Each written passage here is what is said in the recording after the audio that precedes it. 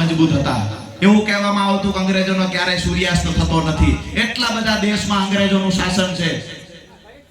4 વાગ્યો ના જામો પીડ્યો છે, ભલે ઠરી જાય, મૂકી દો ઘડીક વાર। વાત એ છે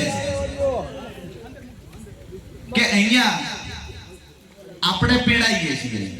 અહીંયા મારી સામે જેટલા બેઠા એ બધાની માથે દેણું છે। મારી વાત સાચી છે ખોટી? હા કે ના? તમે કોઈ છો દેણા વગર ના? બધાની માથે છે।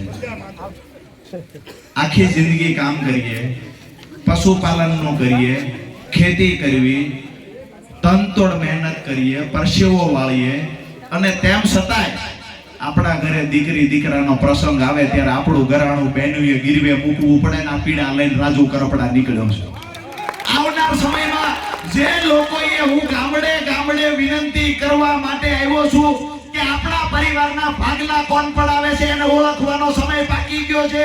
મૂળીમાં એક બે વ્યક્તિ બેઠા બેઠા આપણા ગામડામાંથી અહીંયાથી શોષણ કરે છે, અહીંયા રાજનીતિ કરવા માટે ભાગલા પાડે છે, એને ઓળખવાનો સમય પાકી ગયો છે। આખા ગામે એક થઈ અને આવનાર સમયમાં વ્યવસ્થા પરિવર્તનની લડાઈ આપણે લડવાની છે। આપણા બાળકોના ભવિષ્ય માટે લડવાનું છે, આપણા ખેડૂતોને દેણામાંથી બહાર કાઢવા માટેની લડાઈ લડવાની છે।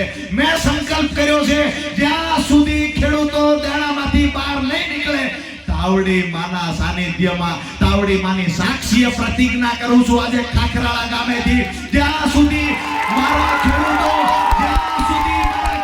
દેણામાંથી બહાર નહીં નીકળે ત્યાં સુધી આ રાજુ કરપડાની લડાઈ ભારતીય જનતા પાર્ટીની સામે ચાલુ રહેશે।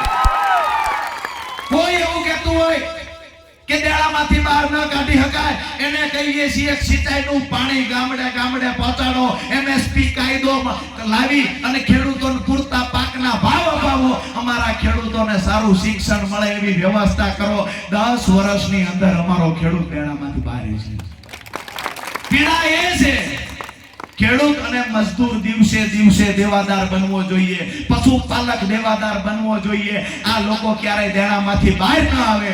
આ રાજનીતિ કરવા લોકો આવ્યા છે એને ઓળખવાનો સમય પાકી ગયો છે। તમારા માટે તમારા ભાઈને જીવન ઘસી નાખવાની તૈયારી છે, યુવાની કુરબાન કરી દેવાની તૈયારી છે। તમે તૈયારી કરી રાખજો, આવનાર સમયમાં રાજુ કરપડા તમારા બાળકો માટે લોહી રેડી દેવા તૈયાર છે। તમે તૈયારી કરીને રાખજો।